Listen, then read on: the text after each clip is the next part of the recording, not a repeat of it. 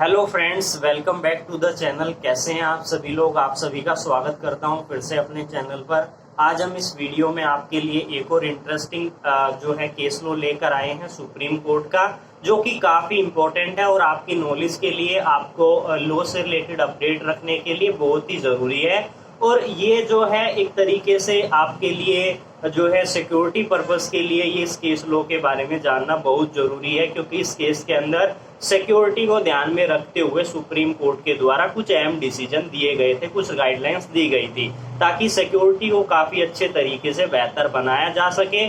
और रिसेंटली हो रहे इंसिडेंट को हमने काफी बार कोर्ट्स के अंदर देखा था कि जो है इंसिडेंट बहुत ज़्यादा बढ़ रहे हैं। जजिस पे जो है अटैक किया जाता है, लॉयर्स पे अटैक किया जाता है, पार्टीज पर अटैक किया जाता है, उन पर गन शॉट कर दिया जाता है, यानी कि गोली चला दी जाती है। और बहुत से ऐसे इंसिडेंट मारपीट के जो है कोर्ट प्रीमाइसिस के अंदर हमें काफ़ी बार देखने को मिलते हैं।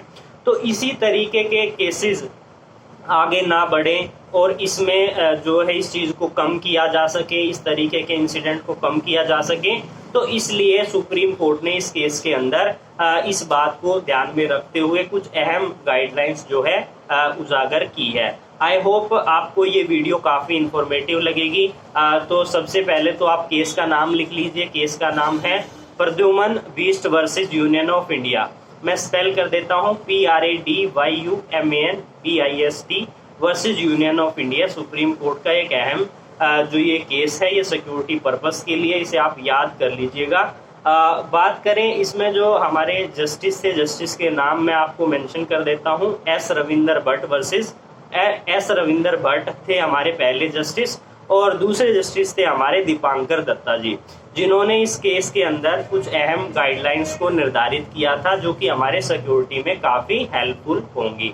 साथ ही अब बात करें कि क्या इम्पोर्टेंट गाइडलाइंस थी, तो और ये केस क्या है, इसके केस के फैक्ट क्या है। तो जो ये केस है ये धुरंधरबाद का ये केस है। और ये केस क्या था कि एडिशनल सेशन जज जो थे, उनको जो है ऑटो के द्वारा उनसे टक्कर मारकर, उनके कुचलकर जो है यहाँ पर उनकी डेथ कर दी गई थी। उसके बाद से यहाँ पर इस केस की हियरिंग चली और इस केस में अहम जो है पॉइंट निर्धारित किए गए, गाइडलाइन निर्धारित की गई, ताकि इस तरीके के इंसिडेंट को आगे और ना बढ़ाया जा सके।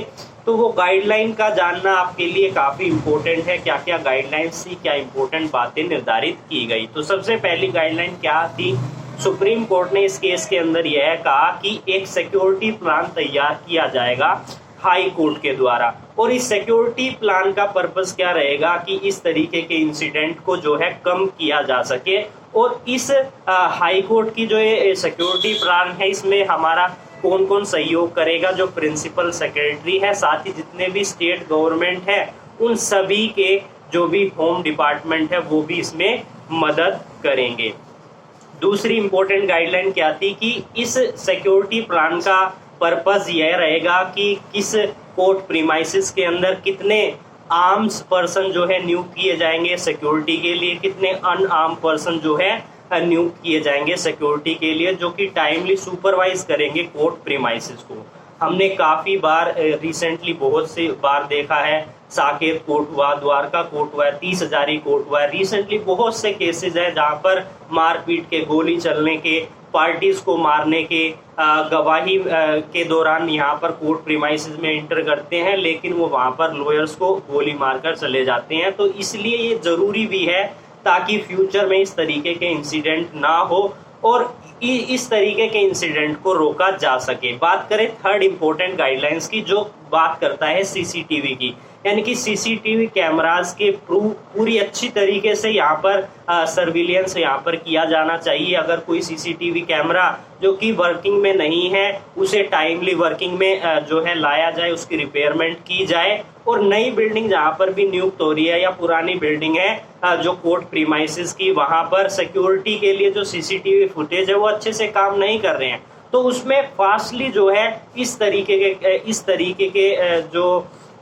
इंसिडेंट होते हैं, उसमें बहुत ही इंपॉर्टेंट रोल प्ले करता है हमारा सीसीटीवी फुटेज। ताकि क्योंकि ये जो सीसीटीवी फुटेज है, ये हमें जो है 12 महीने तक कोई भी, जैसे सपोज दैट आज इंसिडेंट हुआ है तो आज से लेकर 12 महीने तक उसकी फुटेज जो है ऑन रिकॉर्ड सीसीटीवी फुटेज जो है उसके अंदर होनी चाहिए, जो रिकॉर्ड रूम है जहां पर सारी रिकॉर्डिंग होती है, जहां पर जो भी व्यक्ति उस रूम में बैठकर जो है पूरी कोर्ट प्रीमाइसेस को की निगरानी कर रहा है, उसकी सिक्योरिटी कर रहा है by the way of the CCTV camera.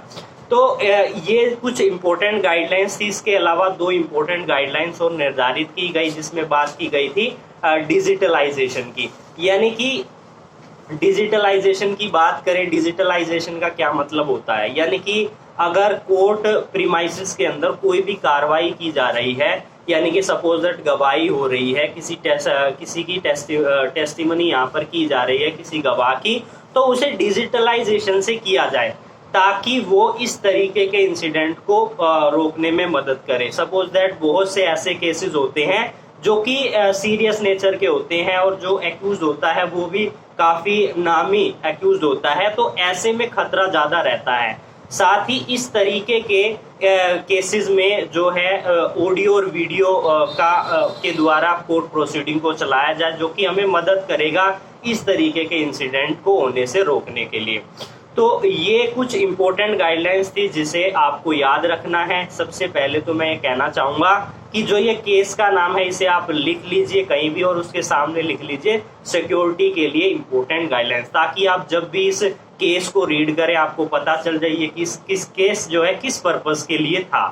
तो आई होप आपको ये वीडियो अच्छी लगी होगी। इसी तरीके की और इंपॉर्टेंट वीडियोस के लिए आप हमारे साथ इस चैनल पर जुड़ जाइए। अगर आपका कोई भी सवाल है या आप किसी टॉपिक पर वीडियो बनवाना चाहते हैं, कोई समस्या आपको आई है उसका रिलीफ आपको कैसे लेना है, तो आप हमें कमेंट सेक्शन में कमेंट कर सकते हैं, उसमें हम आपका जो है सहयोग करेंगे। तो फिर मिलेंगे, तब तक के लिए जुड़े रहिए अमित कुमार नॉलेज भाई जी के साथ।